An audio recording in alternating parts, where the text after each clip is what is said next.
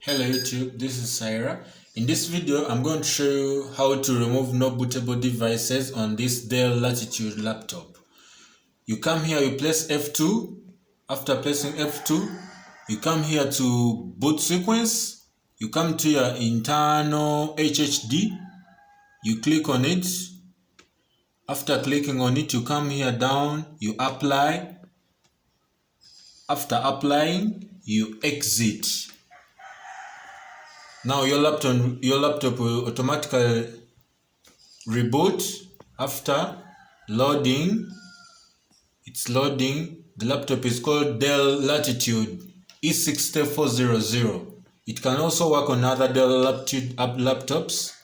After loading, now my laptop has worked. It's loading. You give it some time to load.